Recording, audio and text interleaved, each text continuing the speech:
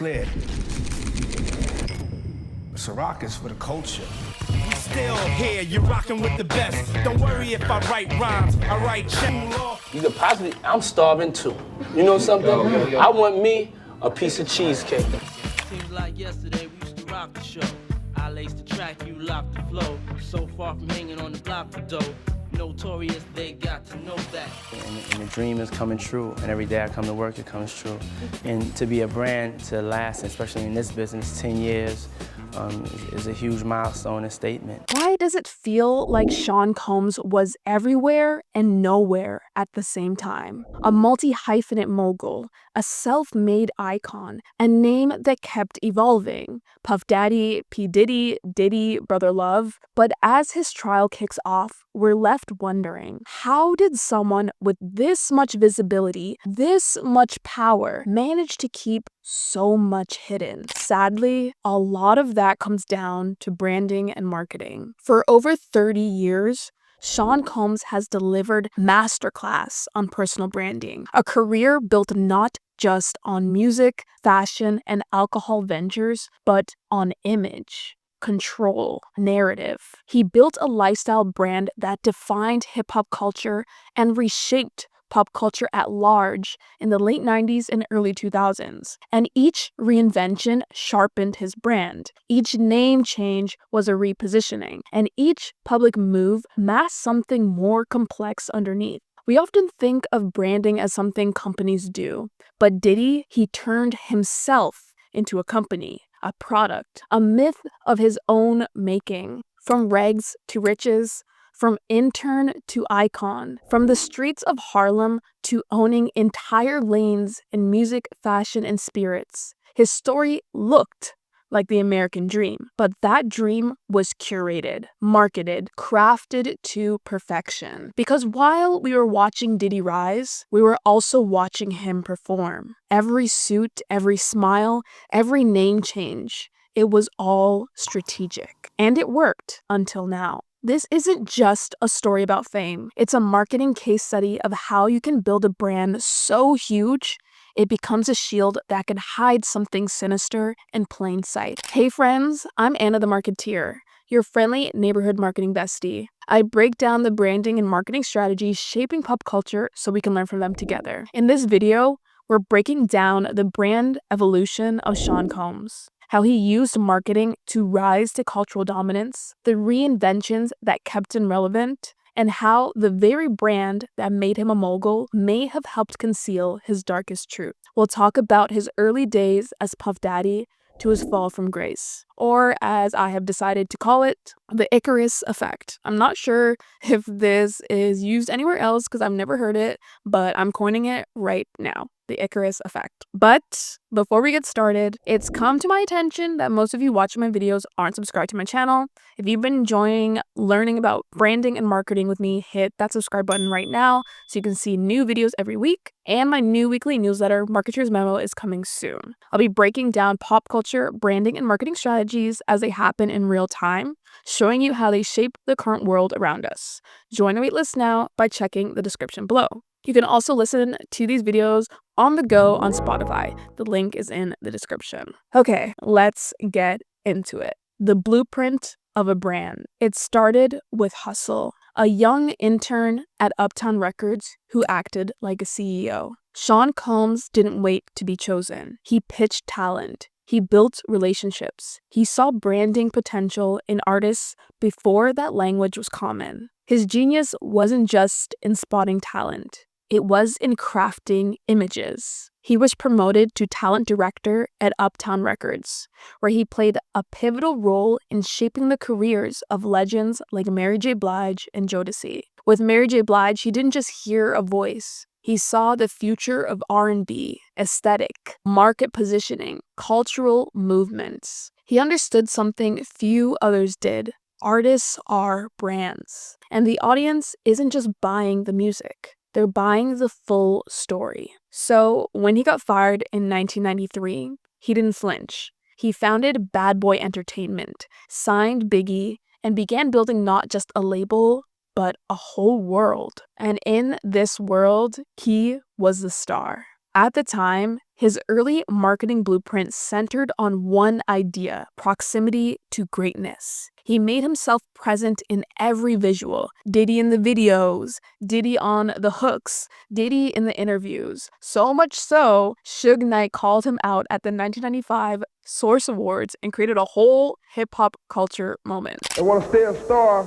They don't want to have to worry about the executive producer trying to be all in the videos, all on the record, dancing, come to Death Row. But it was all a part of his strategy. Saturation, be everywhere. He understood the power of being the face of the machine, and Bad Boy wasn't just building careers, it was building culture. But branding isn't just about presence, it's about consistency.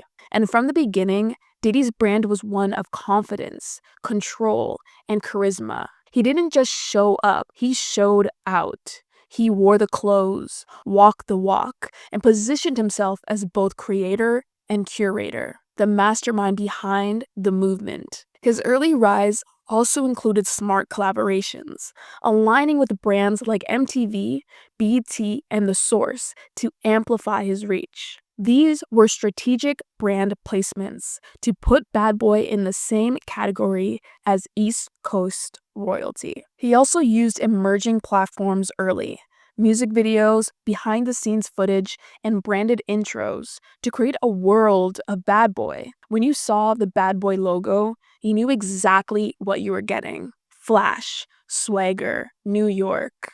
In a way, this section of his brand served as the origin story, and every strong brand has one. This was Diddy's version of the garage startup, a scrappy visionary with the world in his sights. What's more impressive is that he wasn't just marketing his artists, he was marketing himself alongside them. Where Suge Knight and Dr. Dre positioned themselves behind the artists in the background, Puff walked right in front of the camera with them. He blurred the lines between mogul and main character, and at the time, audiences ate it up. That's the thing about branding. It's not just what you build, it's how you insert yourself into the narrative. Diddy knew early on, if he made himself indispensable to the story, no one could write him out of it. The rise of Puff Daddy. The death of Biggie in 1997 marked a turning point, not just for Bad Boy Entertainment, but for Sean Combs' brand. In a single moment,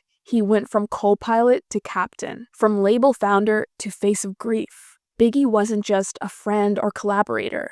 He was the identity of Bad Boy. When he died, the brand risked losing its anchor. So Puff did what any brand strategist would do. He repositioned. Enter Puff Daddy, the solo star. This was the birth of the Puff Daddy era, a rebrand rooted in glamour, aspiration, and opulence. Instead of fading into the shadows of loss, he stepped into the spotlight despite the controversy being like, yo, didn't your best friend just die? Nevertheless, he released No Way Out with himself as the main act. And the message was clear. Puff Daddy wasn't just mourning Biggie. He was continuing the legacy and evolving it. Puff's brand became synonymous with over-the-top luxury. Champagne, private jets, all-white parties in the Hamptons. If Bad Boy was once gritty and cool, the Puff Daddy brand made it glossier, louder, flashier. And this shift worked because it was marketed as survival. He wasn't just flexing, he was healing. He gave fans a narrative, a man overcoming grief, staying strong, shining for the ones he lost. He crafted a comeback arc, and it became central to his branding. There's a classic marketing principle at play here: aspirational relatability. Puff was larger than life, sure, but he was also wounded. You could root for him. He cried for Biggie alongside you. He threw the parties Big would have wanted, allegedly. He danced in his videos, not just for show, but as a tribute. Whether or not it was entirely genuine, he definitely wanted us to feel that way. And that's what marketing and branding is all about: emotional resonance. At this stage, his branding was all about narrative control, and Puff Daddy became a case study in how to steer your story. But more than that, he manufactured spectacle. Every music video was an event. Every remix had a story. Every dance move built his brand more. He learned to make media coverage work for him, turning even criticism into fuel. Like, y'all remember that MTV era shiny suit backlash? Puff doubled down and made it fashion. Criticism was recast as envy. He leaned into it. And as a late millennial who was there for it all, I vividly remember those shiny outfits and flashy videos everywhere on TV at that time. But here's the twist. While Puff Daddy, the artist, flourished, Puff Daddy, the brand, became increasingly distinct from the real Sean Combs. The persona began to eclipse the man, and as we'd see later, that brand shielded him in ways few people recognized at the time. And the final branding touch, his omnipresence. Puff Daddy wasn't just on his own songs, he was on everyone's. He mastered the ad-lib so much, it became a sonic logo in itself, a branded watermark that lets you know that this was a bad boy track, because Puff Daddy made sure you heard him throughout the whole song. And if you're interested in the concept of sensory marketing, check out one of my past videos. I'll put the link in the description where I talk about sensory branding and how brands use sound to market themselves. So by this time, the 2000s rolled around. Puff Daddy was no longer just a music producer. He was a lifestyle, a movement, a mogul. But even he knew this version of the brand couldn't last forever. And so came another reinvention. P. Diddy and the Polished Empire. By 2001, Sean Combs had outgrown the flash and chaos of the Puff Daddy era. The brand was due for an upgrade, so he pivoted. He dropped the Puff and simply became P. Diddy.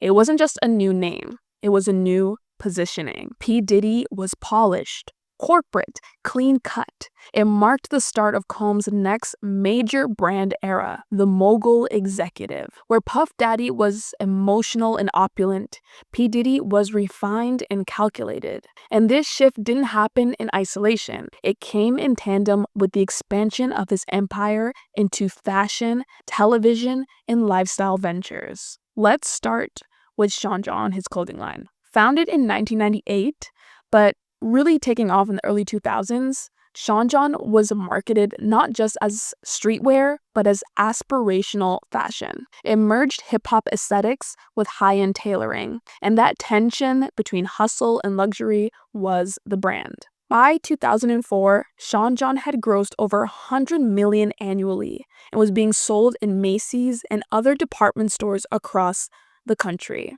It wasn't just merch, it was a signal.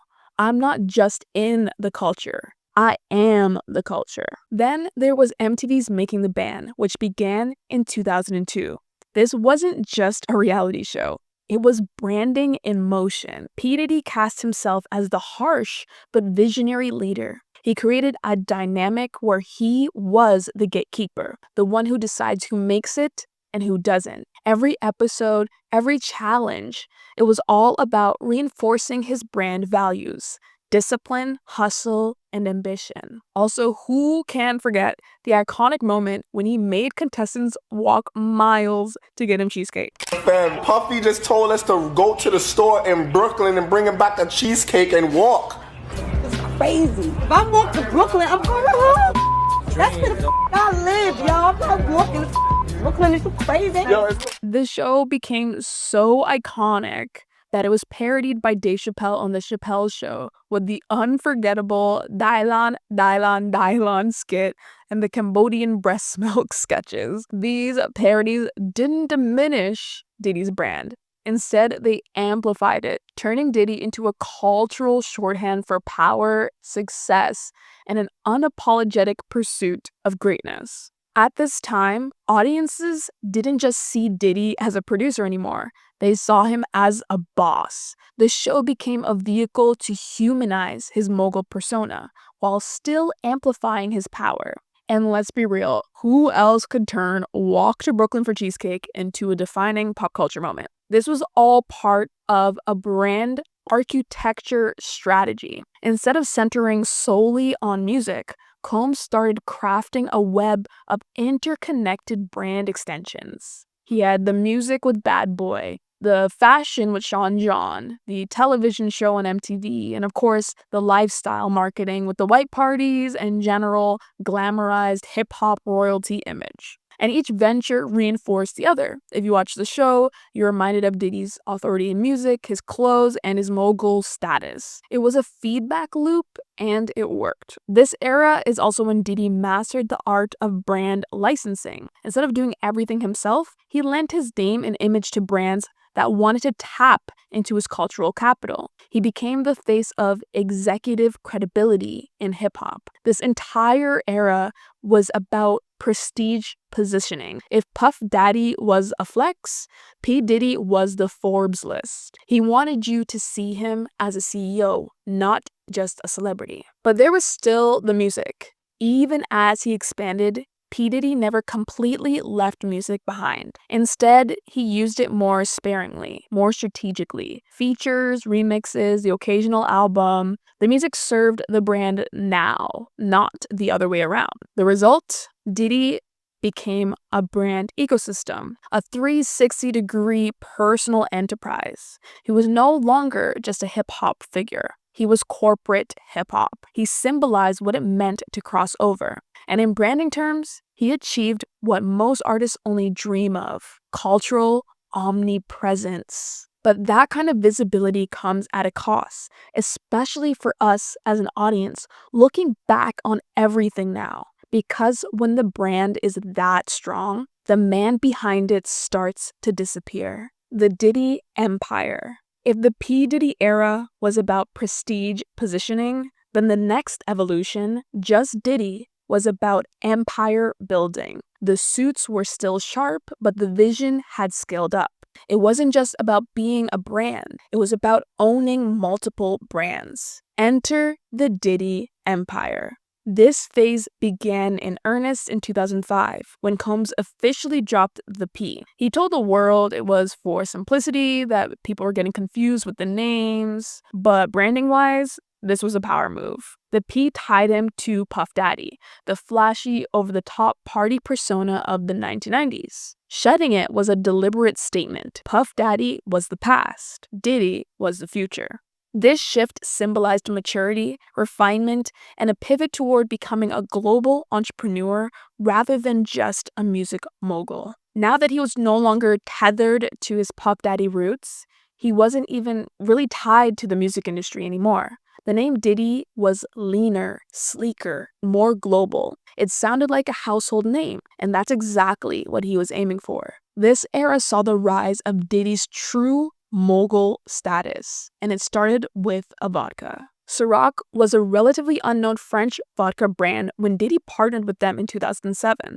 But this wasn't just a celebrity endorsement. This was a co-branding strategy. Diddy negotiated a 50-50 profit split and took full creative control over the brand's image. Here's what made this move so brilliant. Diddy understood that Ciroc wasn't just selling vodka. It was selling a lifestyle. Through high-profile events, celebrity endorsements, and iconic ad campaigns, featuring himself, of course, Diddy positioned Ciroc as a vodka of choice for celebrations, exclusivity, and luxury. He made the brand synonymous with success, and in doing so, tied its identity to his own. The message was simple. If you drink Ciroc, you're on your Diddy-ish. The results were staggering. In 2007, Ciroc was selling just 40,000 cases annually. By 2014, it had skyrocketed to over 2 million cases, cementing its place as a leader in the luxury spirits market. According to Forbes, this transformation was nothing short of revolutionary. But Ciroc was just one spoke in the wheel. Diddy also launched Revolt TV in 2013, his own cable music network aimed at giving Black creators and culture a new platform. The marketing framed him not just as a businessman, but a visionary, someone committed to empowering the next generation. And yes, it doubled as another channel to promote Diddy-affiliated artists and products. His all-white parties became annual events, carefully curated expressions of wealth and exclusivity. Attending one was a brand statement in itself. Being seen with Diddy at that time meant something. He had mastered the art of social capital branding. But the most powerful branding tool of all, Diddy himself. He became a lifestyle. He wasn't dropping albums as often, but he didn't need to. His image, his quotes, his walk, his aura, that was a product. Plus, he had signed tons of music artists at the time that would just, be dropping music anyways, such as Making the Bands, The Band, Dandy Kane, and Day 26, Cassie, Young Jock, B5, one of my personal favorites, just to name a few. And people bought Ciroc not just because they loved vodka, but because they loved what Diddy represented. They watched Revolt not just for the content, but because it was curated by a tastemaker. They followed his social media not for oversharing, but because he gave just enough to keep the mystique alive. This was textbook influence marketing before that term even went mainstream. By this point, Diddy had become one of the highest paid entertainers in the world. Forbes named him the richest man in hip-hop, and he did it by branding himself as not just in the industry, but above it. But here's the catch. The stronger his brand became, the harder it was to see the man behind it. Every move, every product, every quote was calculated. He built a fortress of brand architecture so intricate, it became nearly impenetrable. And that's where the next part of the story takes a darker turn. Because eventually, even the strongest brand can't hide what's festering underneath. The brother love rebrand and the cracks in the image. In 2017, Diddy announced another transformation. He was now Brother Love. At first, it seemed like another rebrand, a softer, more spiritual shift. He tweeted, "I will not be answering to Diddy, Puff Daddy, Puffy, or any of my other monikers, but Love or Brother Love."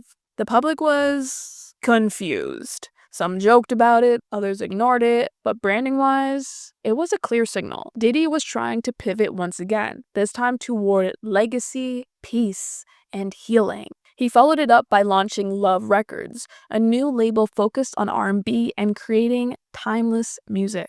He gave interviews about wanting to lead with love to inspire the next generation of artists. He even handed over publishing rights back to several former Bad Boy artists. But the branding didn't stick. Why? Because the foundation was already starting to crack. For years, whispers about Diddy's business practices had simmered beneath the surface, but now the whispers were getting louder. Former collaborators spoke up about exploitative contracts. Artists said they were silenced. Even Dandy Kane's Aubrey O'Day called out Diddy's manipulation and abuse of power on social media. The brother love persona was supposed to signal evolution, but instead, it highlighted the discrepancy between brand and behavior. For decades, Diddy had carefully managed his image, building an empire on charisma, exclusivity, and hustle. But now, the human behind the brand was being scrutinized, and the branding couldn't hold. The brother love identity, meant to reframe him as a spiritual guide, a philanthropic leader, a cultural elder, was seen as hollow. It wasn't authentic because the brand couldn't outrun the truth. Then came the lawsuits. In 2023, multiple lawsuits were filed against Combs, alleging sexual misconduct, abuse, and coercion. One came from Cassie, his former partner of 10 years, which was settled in less than 24 hours. But others followed, and suddenly, the fortress of branding, the one he'd built for decades, finally began to collapse. The public no longer saw a mogul. They saw a manipulator, someone who used branding as a smokescreen. Because here's the harsh truth in marketing. When your brand becomes too perfect, too untouchable, too shiny, people start to look for the cracks. And once they find them, it's game over. What Diddy's brand empire teaches us about using image and influence as a weapon.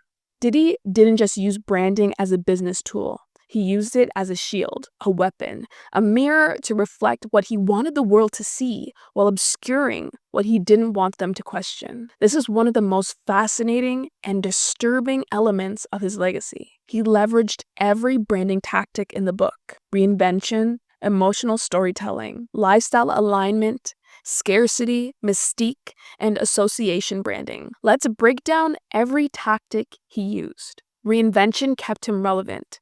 Puff Daddy, P. Diddy, Diddy, Brother Love, each name was a reset button, allowing him to rewrite the narrative before the old one caught up to him. Emotional storytelling built trust. From I'll Be Missing You after Biggie's death to gifting publishing rights in the Brother Love era, he created moments that felt generous, even if they masked something else. Lifestyle branding made people want to buy into his world, whether it was Ciroc, fashion, or music. Everything was positioned around aspiration and exclusivity. Mystique and scarcity allowed him to control the narrative. He wasn't always oversharing, but he gave just enough to keep people intrigued. Association branding kept his name in the spotlight through collaboration. New artists, new labels, new ventures. Diddy made sure you always saw him next to someone younger and hotter. This playbook isn't just a case study in marketing. It's a cautionary tale. Because branding, when wielded powerfully, doesn't just elevate a person's reputation, it can also silence dissent, rewrite history, and delay accountability. And when that branding finally collapses, it can feel like betrayal. Not just because someone did something terrible, but because they fooled you into thinking they were someone they weren't. This is why Diddy's story is so jarring, because many of us, myself included, grew up with his brand. We saw the champagne toast, the white parties, the confidence, the hustle. He was the blueprint for Black excellence in media for a long time. And that's exactly what branding is.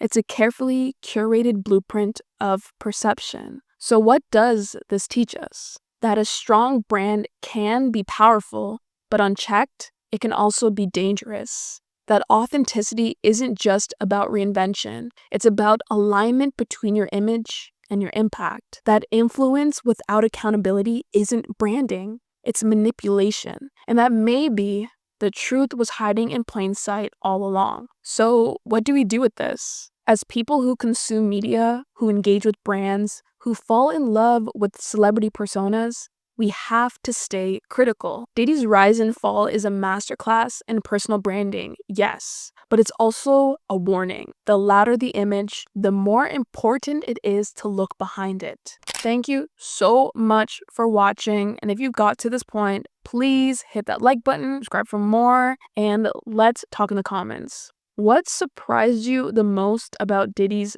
branding journey? I hope this deep dive gave you something to think about. And until next time, marketeers, stay sharp, stay curious, and remember, sometimes good branding can hide dark truths.